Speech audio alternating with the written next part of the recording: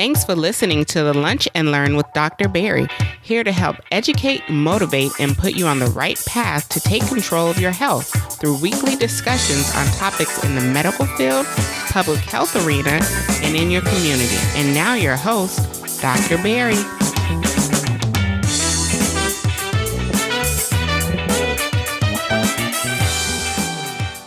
All right, and welcome to another episode of Lunch and Learn with Dr. Barry. I'm your host, Dr. Barry Pierre, your favorite board-certified internist, founder of drbarrypierre.com, as well as the CEO of Pierre Medical Consulting, helping you empower yourself with better health with the number one podcast of patient advocacy, education, and affirmation. This week, we bring you a return guest who is here to help save us for the holidays. Guys, I know once holidays come around, we kind of forget our eating lifestyle habits, right? And we start getting that, feeling that peer pressure from the office, feeling that peer pressure at work, feeling that peer pressure around the dinner table to eat stuff, to drink stuff, to nibble on stuff that we shouldn't be actually doing, right? So we have Dr. Sylvia Gonsahn-Bollie, America's obesity physician, here to help guide us in the right direction and to give us some tips on how to make sure that this holiday season doesn't end with the blues because we ate a lot more than we should have ate, or we foods that we were staying away from for 9-10 months. All of a sudden, these last 2 months come around and we start nibbling on it. So we don't want to do that, right? So again, I want you to check out another episode with a repeat guest. And I love the repeat guests, right? Because I think they come more energized than I do, right? To talk to the Lunch and Learn community, because, you guys give the support that you guys give. So definitely shout out to you guys for that. Remember, if you're the first time listening, subscribe to the podcast, leave us a 5-star review or comment or wherever. Tell a friend and tell a friend. In fact, tell 10 friends to listen to this week's episode and make sure that for Thanksgiving and Christmas, they stick to their lifestyle habits and make sure they don't get the blues where come January, they're talking about a New Year's resolution that could have been avoided if they took care of themselves before Thanksgiving. You guys have a great and blessed day and get ready for another amazing episode. One of the sponsors for the Lunch and Learn Community podcast is the Lunch and Learn Community Store, where you can find t-shirts, sweatshirts, coffee mugs, stickers, and wristbands with the motto, empower yourself for better health. Remember, 50% of all proceeds will go to the 5-Star Scholarship Foundation, where we give out college scholarships to deserving high school seniors across the country. Thus far, we have given out over 20 deserving scholarships to students across the country. So again, 50% of the proceeds will be blessed to the 5-Star Scholarship Foundation. And today you can get the coupon code LUNCH20. You can get 20% off your purchase, and you support these high school students across the country. Again, the Lunch and Learn Community Store is at shop.drbarrypierre.com, and the coupon code is LUNCH20. All right, Lunch and Learn community, we have a very familiar voice and guest on the podcast this week, and someone that I'm always excited to hear from. It's funny, we were just getting on before we started this conversation that we talk so much beforehand that sometimes we don't get a chance to get to the actual interview. But we have Dr. Sylvia Bollie here, who's coming to us for the holidays to get us right, to get us eating better. Because we already know how y'all gonna do. We already know Thanksgiving coming up. We already know Christmas is coming up. We already know what's gonna go down. So we want to make sure we at least put that bug in your ear and say, hey, there's different options. Again, Dr. Bollie, thank you for coming on the Lunch and Learn with Dr. Barry. Truly, again, much appreciated. Again, both your episodes are absolutely phenomenal. People love it. So I already know the third time is going to be just as amazing. Oh, thank you so much, Dr. Barry. So first of all, I was bragging on Dr. Barry because he's been on his own fitness weight loss journey and he's done an amazing job. So yes, kudos to him. So that's how we started, just talking about his transformation already. And so it's so exciting to see you grow and learn in your own, learn from practice and what you preach, So that's honestly, and it's crazy because especially as physicians, we're the worst patients. We already know that. And you say it enough what you're supposed to do, and then when you finally get to the point where you have to do it, it's like, okay, all right, let me stop tripping out here. Exactly. My story is similar. That's exactly what happened. So for me, my weight journey, and I like calling it a weight journey now because so often we focus on the weight loss. So then when you actually lose the weight, then people think, oh, let me go back to everything I was doing before. Mm-hmm. And then that's how we get the weight regain after that weight loss. So it's a weight journey. So you're constantly working on how to maintain it and keep that weight off. So, but for me, it started in 2014, and basically, I at that point was 50 pounds overweight because I had baby weight a year and a half later that I was still carrying. Lunch Lane community, you can't see, but she definitely hit us with the quotes. Baby weight. When your baby's a toddler, it is not baby weight no more. It's not baby weight. Your baby. When your baby's no longer drinking milk and is onto solids, you can't call it baby weight. So that's where I was. My baby was about 18 months. And so and I was stress eating. I learned through it. I was an emotional eater. So I was stressed and overeating, not sleeping, prioritizing work, prioritizing family, everybody else other than myself. And so basically I had gained this 60 pounds actually in pregnancy and held on to 40 of it through those negative habits that I had. And so finally it was starting to affect my practice of medicine. Like I could not talk to people. Like I couldn't counsel them because I say, what did you eat for lunch? And then a little voice would be like, what you eat for lunch. Mm-hmm. And it was nothing healthy. It was like pizza. It was something high in carbs. Then I would say, have you been exercising? A little voice say, have you been exercising? Nope, I hadn't been exercising. So it really started to affect my ability to counsel. And like I've shared, there are studies that show that. So doctors who are overweight or have obesity are less likely to diagnose their patients with obesity or to counsel them on it. So I was actually living that. And so I started making these small changes over time, little by little. And it really is how I just kicked off my weight loss journey. And over 5 years later, another baby, have lost that 50 pounds that I gained from the second baby. And I've already lost it. She's going to be 1 next month on the second. And so from the lessons I learned from that. So I'm just really excited and passionate about helping people identify like what I call their weight gain triggers, and so that they can get to their happy, healthy weight and have lifelong weight loss. This because we're grown, right? At a certain point, grown folks don't need crash diets. We don't need crash diets. We need something that's going to last that you can do for the rest of your life. And also, when you try to put a grown person on a crash diet or something quick, be it I'm gonna step on toes. And I'm not saying any of these are wrong.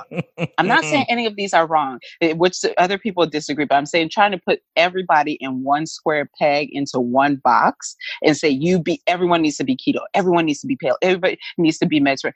It doesn't work because everybody's a little bit different. So we need to help grown folks figure out what works best for them, and so that you can have lifelong weight loss. So that's my passion. That's my goal. That's my soapbox, and I'll get off of it. Yes. Now, especially with the second baby, was there any fear that, you know what? All right, it happened the first time. I learned from the first time, but like, all right, the second one's around. Like, let me make sure that I don't fall into that same trap that I did before. Absolutely. I think I posted one of my Instagram posts about that actually. I was worried. I'm like, okay, I talk all this good game, but am I going to keep this same weight on too? Because my spacing between my kids, my son was about 5.5 years between my daughters. So I'm also 5.5 years older too. So there are a lot of things that contribute to our weight gain. And so when I talk about like weight gain triggers, my approach is to look at it holistically. So physiologically, what's going on in your body that is making you gain weight? So for women, pregnancy is a big one. Like in my family, we gain weight during pregnancy. It was funny because there was recently like a wedding, and all my mom, my older aunts, they were all talking about how much weight they gained during pregnancy. I was like, oh, so this is a familial kind of thing. This is a thing. Yeah. So heredity. So like, do people have excess weight in your family once they hit 30, things like that. So looking at it, so that's one of my triggers. So yeah, so knowing that I had that trigger, but then I knew what could keep it on. So the lifestyle things, which are the habits, which also contribute to it too. Like I said, that emotional eating. So pregnancy, I couldn't really control. I did try. Y'all go look on my Instagram page. You'll see I tried to exercise the whole time. I ate healthy. Well, not the first trimester. There were a lot of carbs first trimester. I couldn't stand kale first trimester. So by the second trimester, I was back on my salads, and the third trimester. But I still, when all was said and done, I gained 50 pounds by the end, if I'm very honest. And so I was a little bit, I was like, oh, am I really going to be able to lose it? But I knew what to do. I knew I was an emotional eater. I knew that my triggers were stress and sleep deprivation, because sleep deprivation will make you crave carbs, which is, for me, refined carbohydrates, processed carbs. And not all carbs are bad. Let me say that right now, because a lot of people get into trouble. But refined processed carbs, those things are really triggers for people's weight gain, and especially for mine too. Exactly. That lasts artificially forever. Flavor. Mm-hmm. Yes, exactly. If the expiration date is like 2 to 3 years away from now, yeah. Just know that it's probably going to hang around your body and affect your genotype and everything like that a little bit longer too. So just know that. So yeah. So knowing that, I was able to apply what I had learned from the first time. And that really helped. And I like to say, people like, "Ooh, you bounced back." I was like, I didn't bounce back. I dribbled back, y'all. This was tough. I love that. Hey, I love it. So, yeah, I dribbled. So that means, I had to work for it, but I learned. And so that's the whole thing, is that you need to learn yourself, learn your body, learn what helps, what works, what doesn't work for you. And the same thing. And I think that's why working with like a physician who's obesity certified, like myself or other people, that it's helpful, because we can help you see the whole picture of it. Like what we offer outside of a coach per se is the understanding of that physiology of the body. And also the other tools that a coach may not have. So like the medications, what are some of the medications that you're given that cause weight gain, and what are medications we could give you that can help with weight loss too. But that's a whole nother topic for another day. Yes. Because we're still trying to get to the holidays. Let's get to the holidays. Let's get to the holidays. I love it. Yes. Now, Dr. Sylvia, it's definitely one of those, it's the time of the year, right? Where, yes. As I can tell you, in a hospital setting, we anticipate certain patients to come to the hospital. We anticipate our heart failure patients to come to the hospital. We anticipate our diabetic patients to come to the hospital, because we know they're not going to be very good around this time of the year. We know that the salt content is going to rise. We know that the sugars and carbs are going to, we just know that's going to happen. And this is just as me as a hospitalist who takes care of these patients in the emergent setting. What is it about the holidays, right, that gets us in trouble? What do you especially as someone in your field, what do you think gets us in trouble, and why? I think it's, again, if we look at it holistically, so not just looking at it just for just one perspective, but number one, we're conditioned from the time we're a child to associate the holidays with sweets and treats. Ooh. Right? Yeah. It's a time of decadence. It's a time of indulgence, be it from the glittery Christmas trees to the menorahs, whatever it is you celebrate, it's opulent, right? And so all those decorations are out, but along with it comes along the food portion of it too. And so it doesn't matter what social economic class you're from, it's just a time of indulgence. And so that mindset gets into people. And even if they recognize, especially you mentioned some people with chronic medical conditions like obesity, diabetes, high blood pressure, hypertension, or heart failure, like even if you recognize that it's maybe not the best thing to be doing, that emotional connection to the season and the foods that come along with it really draw people in. So it's not even as simple as saying, oh, I'm on a low sodium diet or supposed to be doing that. It's, well, what does this food really represent? What what feelings or happiness does it create inside of me? I love that. I love the emotional tying in the emotional aspect that food, especially around this time of the year, brings. Okay. Yeah.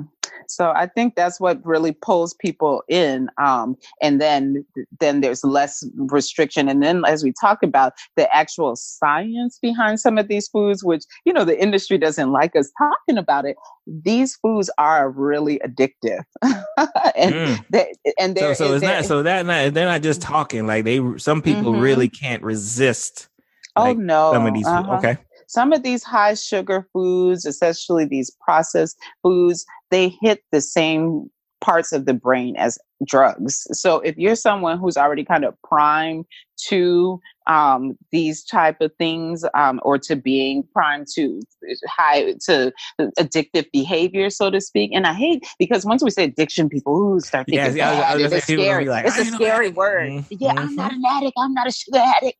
So, I don't want to scare people away. But if you really think about it, there are certain foods that do make you that cause more craving, because they hit these receptors, the pleasure reward centers in our brain, the dopamine reward centers in the brain, just like cocaine would, just like any other drug would.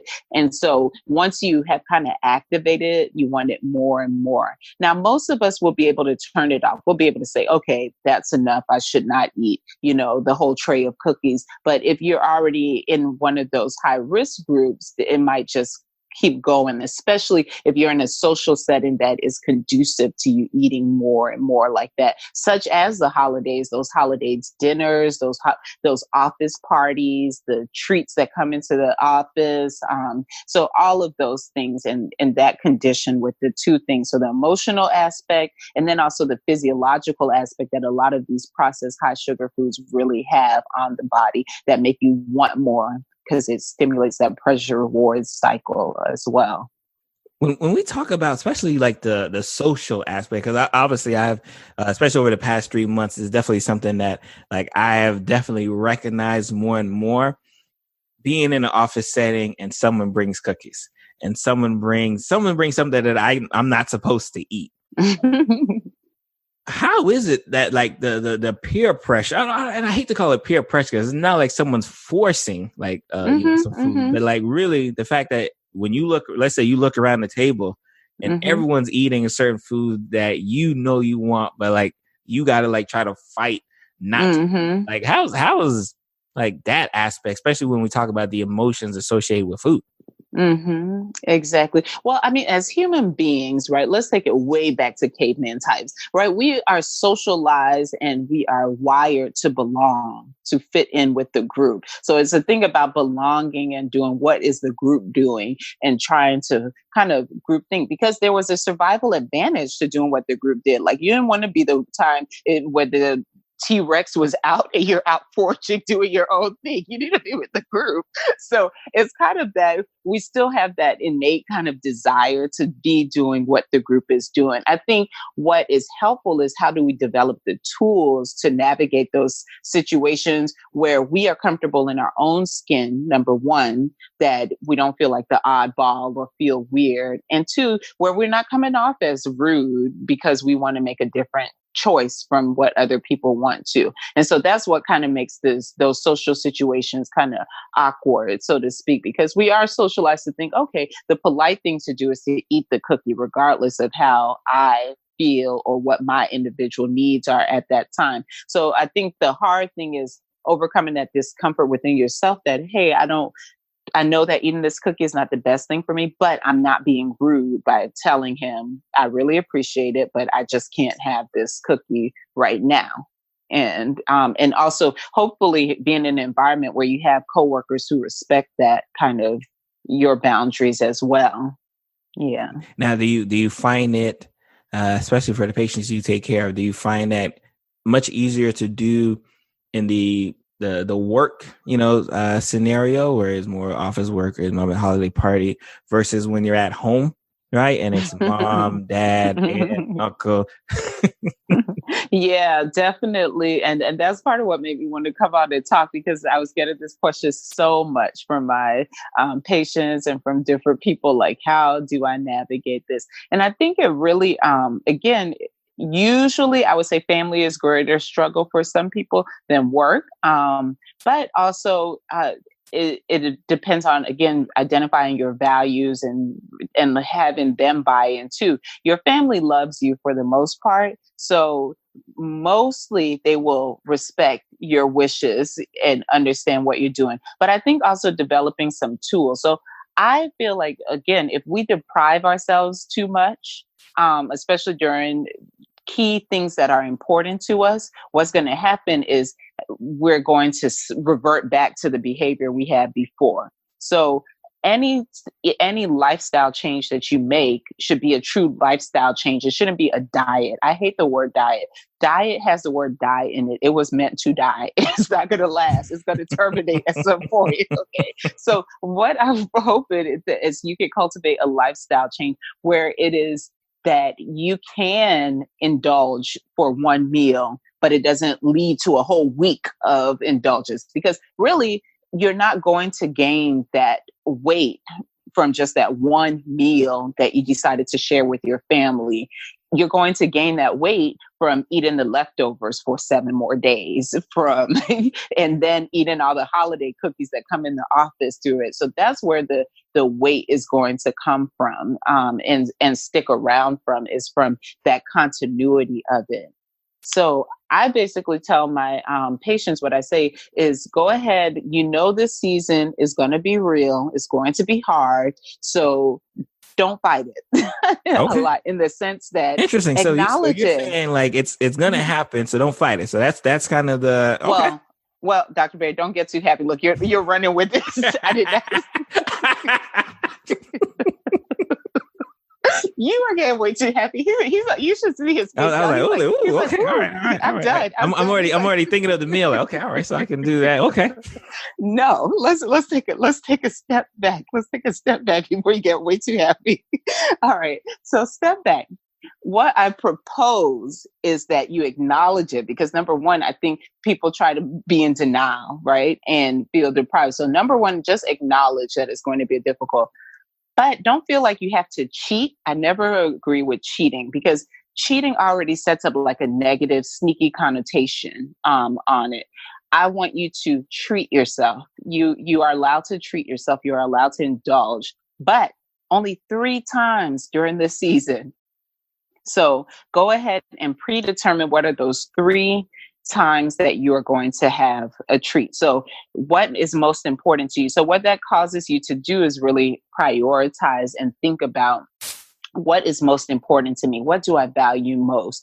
Is it that Thanksgiving meal where I'm with the family and everything like that? Because I know that being with my family and us eating some of our favorite foods together is most important. So then, okay, then it's the Thanksgiving meal.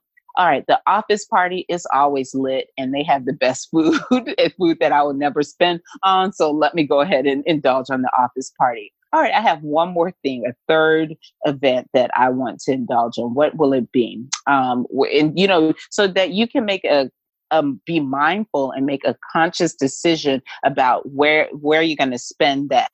Now, every other time in between, you continue what you usually do. For my people, I propose eating clean and having a reduced carbohydrate eating plan, and we track our carbs. But every other day, you're doing that. And in those carbs that you decide to track, you can decide if you want to have an indulgence. I usually recommend, the American Dietary Guidelines say less than 50 grams of added sugar a day.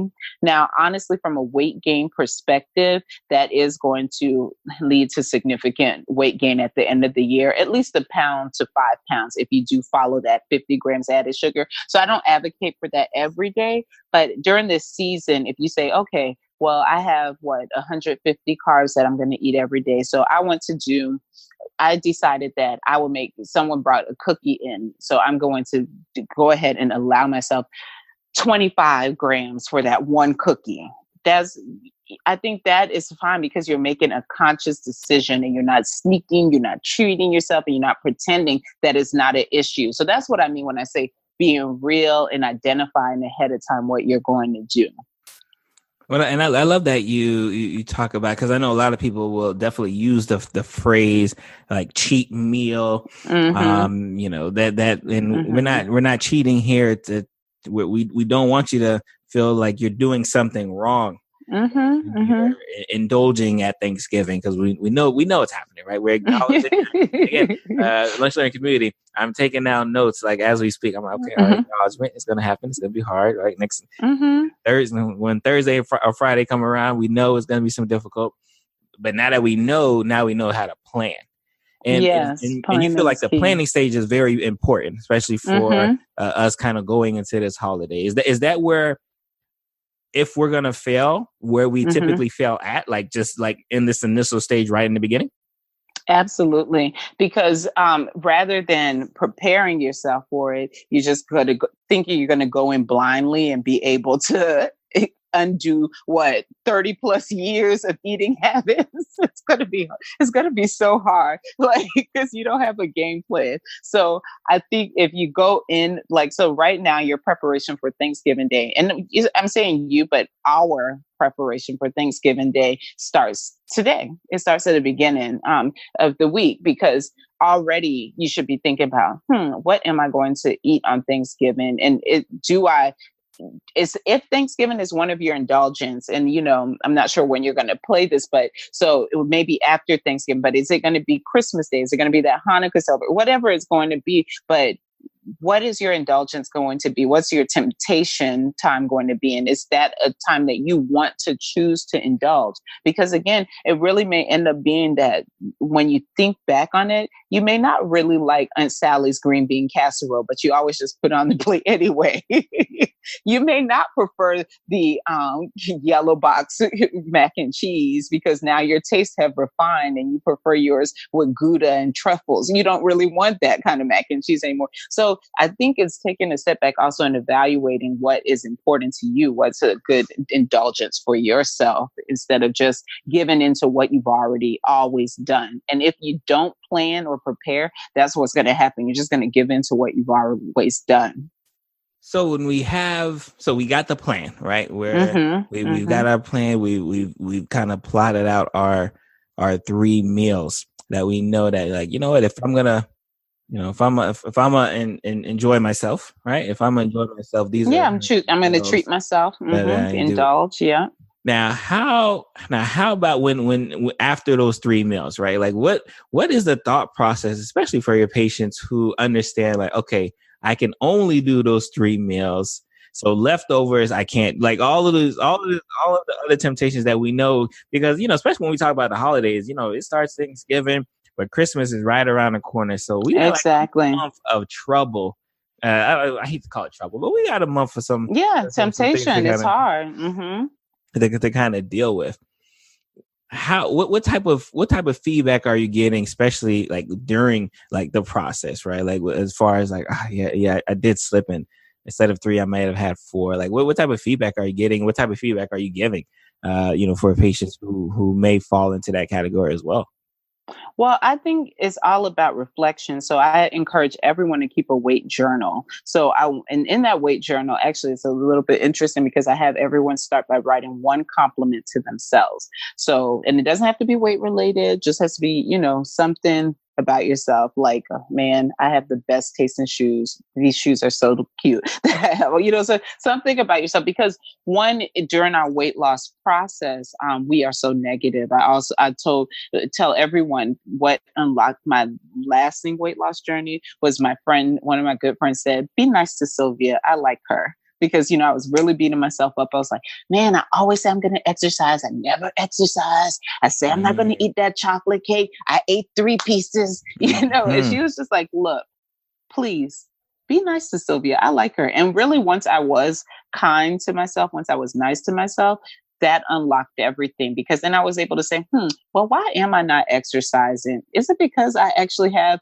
to take care of this 18-month-old and my husband commutes for 2.5 hours? Like, I actually don't have time, but what can I do? Maybe I'll do a YouTube video for 10 minutes every day. That's something I could do. And then on the weekends, I can work out. And so it really transformed how I thought. So I have everyone keep a weight journal. And in the weight journal, you can put these reflections, like even thinking about, why did I have that fourth meal? Was I not realistic in saying that I only needed 3? Maybe I needed to really, and was that fourth one really that important to me? Was I really trying to please somebody else during eating it? Did I really want to eat that? Okay, maybe I did really want to eat it. So 4, that's okay. So where can I make up for something else? So really part of this process is learning yourself and identifying, again, the why.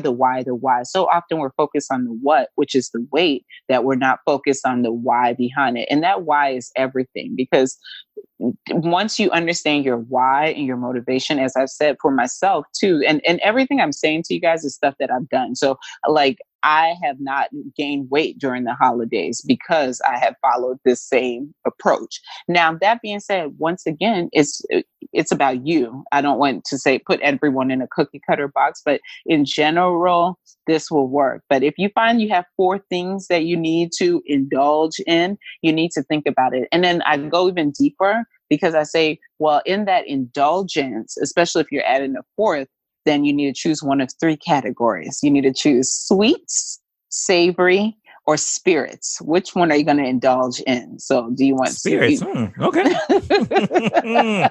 Well, I don't drink, but I have learned that people like their spirits. So I like to, and I love alliteration, guys. I'm such a literary geek. I love books. I love alliteration. So everything has to have like 3 S's. It has to have the same letter if I can help it. So sweets, savory, or spirits. Which one do you want to indulge in?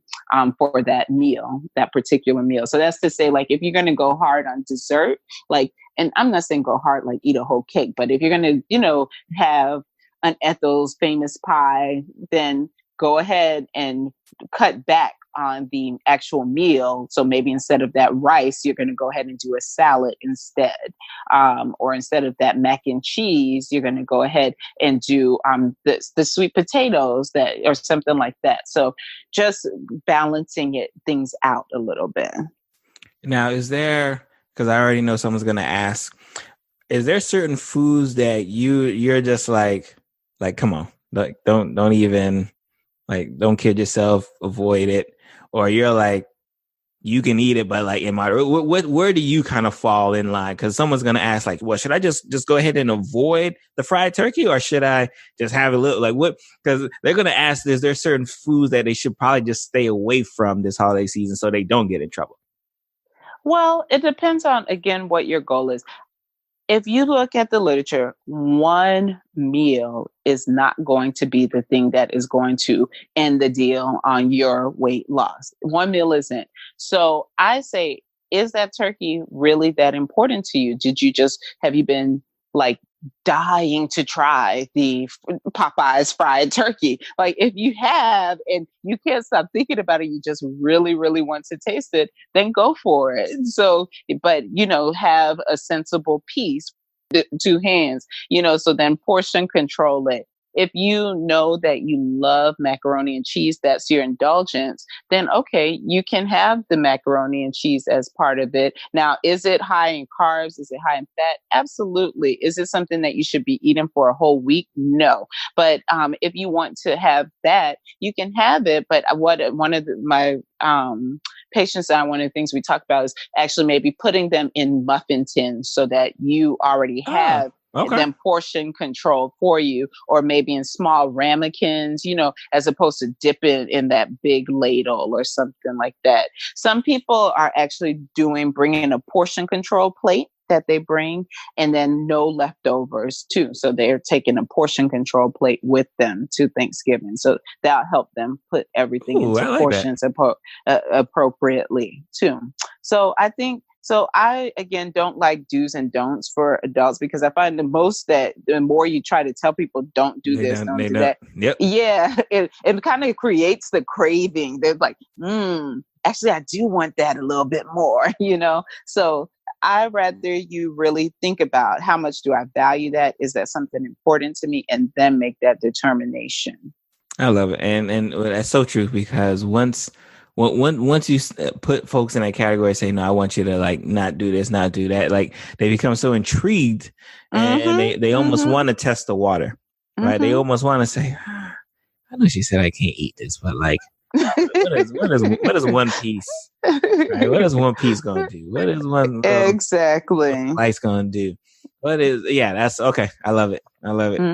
So that's my approach to it, and I think the data supports that. Because again, one of the benefits and why I'm a nerd. I'm a cool nerd, and I represent. We love nerds. We are all nerds out here, and we love it. I love the science and everything about it. So I say that to say that the science and the data does support that it's okay. So I just read a study looking at what is the average amount of weight gain that we have during the holiday season, and interestingly enough.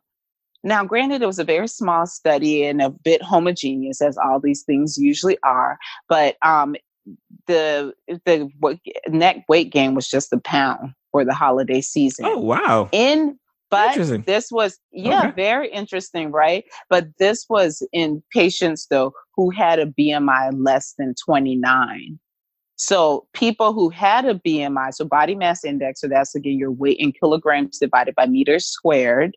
And this is what we kind of use. And that's a whole nother conversation. But this in general, I know you know my feelings about it. And so, but in general, this is and that's what they use in the study. In general, so once you get over 30, everyone has obesity, and it's fine regardless of gender, culture. So yes. So the people who had obesity, they gain 5 pounds on average. So people who are overweight or had obesity to gain more weight during the holidays, and their spread was higher. So that is to say, again, thinking about the kind of foods you eat during the holidays, really for these people who already have their cells primed in a sense for weight gain. So when we talk about obesity and talk about the accumulation of sick fat, so unhealthy fat cells that wreak hormonal havoc throughout the body and cause more weight gain. So these people tend to gain more weight when exposed to these kind of foods. Now, they didn't look at everybody's food scale and everything. So before Kraft and before all the big industry come after me. Right. Yeah. I was just saying they didn't call any names. I'm just saying in general, I find it interesting that the people who already had obesity gained a lot more weight during this time than the people who did not have obesity or overweight in the study. That's very good. Very good. Okay. I love it. Before we let you go, because obviously we know, the holidays is around and your time is busy. Any kind of parting words for the Lunch Learn community? Because obviously, like I said, you have been such an amazing asset to our community. Just really kind of getting us kind of in the mindset of what obesity, especially guys. And remember, if Lunch Learn community, I will put in the show notes all of the episodes she's been a part of. She's helped out the working mom. She's helped out just us get an explanation of what obesity is. And I definitely follow her everywhere. So she's definitely an inspiration to kind of thank you, Dr. Barry. Right. How to do things correctly. So as we get primed and ready for the holidays and we know what's coming, is there any parting words for Lunch in the community? Because again, we know it's going to be tough for them, right? For some, right? We know it's going to be tough for some. And, they hear, the obesity expert on the podcast, and they want to say, all right, like if the obesity expert tells me this, like, I think I'm going to be okay. Ooh, the pressure. Yes. Oh my goodness. Well, I just wanted to encourage everyone and say, you don't have to be perfect on this journey. You just have to be persistent. So that is to say. Now again, Lunch Learn community, we're gonna splice that and have that posted somewhere. I love that. Yeah, you don't have to be perfect. You just need to be persistent. So that is to say, if you have one bad, or let's say unhealthy meal, instead of calling it bad, unhealthy meal that is not in alignment with your goals, don't feel like then tomorrow you have to wake up and do the same thing. get back on track and be persistent in your goal to lose weight. So don't feel like you have to continue in doing the same thing. And that's to say, if you choose to treat yourself or indulge on Thanksgiving, great. Tomorrow, you get back to what you started doing. If you choose to do it at the office party, tomorrow you get back and do start what you're doing. So just remember, perfection is not required. Persistence is. And so be persistent in the goals that you have for yourself. Also, during these holidays, choose your values, choose what matters most to you. Choose those 3 treat meals that you're going to indulge in, and know why you're indulging in it. Know if it's because you want to do it with your family, because you want to be with your friends, because you actually enjoy an Ethel's chocolate pie, like whatever it is. But know your why behind whatever you're doing, because it's not just about the number on the scale. It's about the story behind it and why you're doing what you're doing.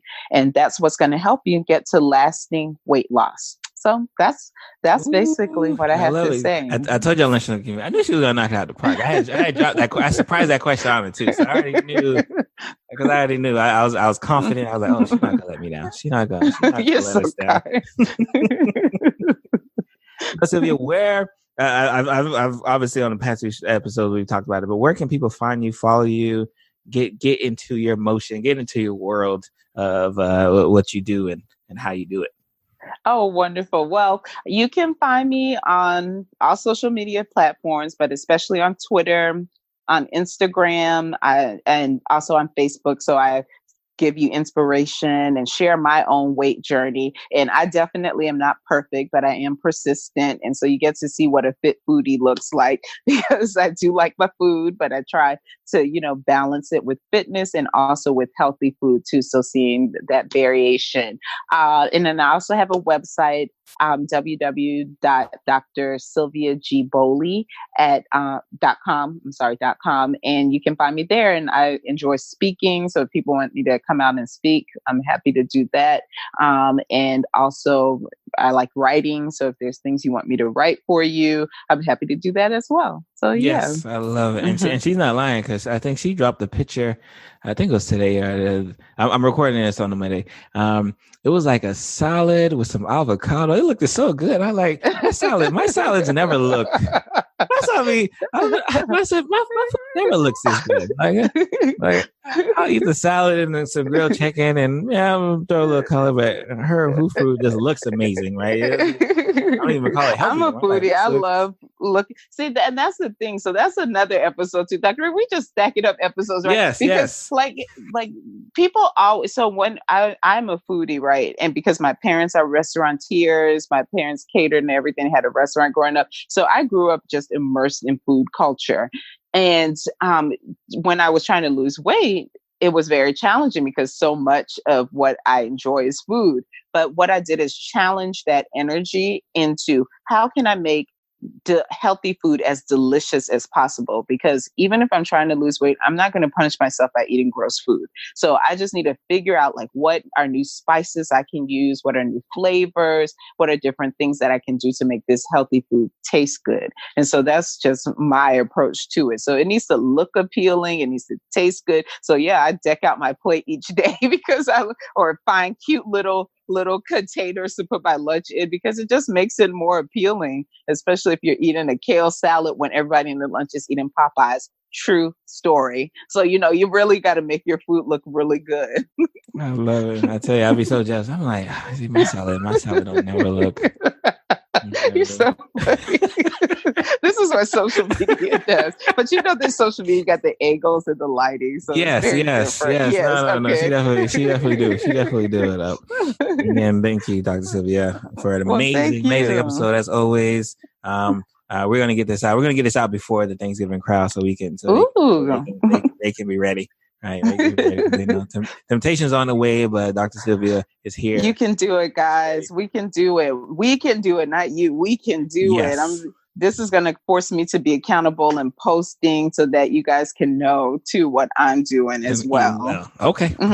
Perfect. Thank you. You have a great night. Thank you again. You too. Thank you, Dr. Barry. And keep up the great work on your end too. I appreciate it. Again, you've been a motivating factor, and that's why, for those who know, I'm on Instagram. When I usually go to the gym, I'm starting to go back to the gym again. I always tag the people who inspire me to go to the gym, and she's definitely one I go say, hey, boop, I'm here. That's good. And you're usually there when I'm like just getting up and about to have like, okay, let me go work out now because now he's there. Like, I guess I'll roll out of bed and put on this YouTube video. Yes, I love it. You have a great night. You too. Bye, Dr. Barry. Thank you for getting to the end of the show. I am your host, Dr. Barry Pierre, host of the Lunch Learn with Dr. Barry, and this is another amazing episode that we like to bring to you week after week on betterment of empowering yourself for better health today. If you have not had a chance, please go ahead and subscribe to the show. If this is your first time listening, if you already listen and you've already subscribed, make sure to leave me a 5-star review because your support is absolutely important in keeping the show moving as it is. And if you have not had a chance and you want to check out today's show notes, always head over to lunchlearnpod.com. That is lunchlearnpod, all in one word, .com, and you can get the access to my show notes for every single episode, but especially the one you just listened to. And I'm going to see you guys next week. You guys be blessed. Bye.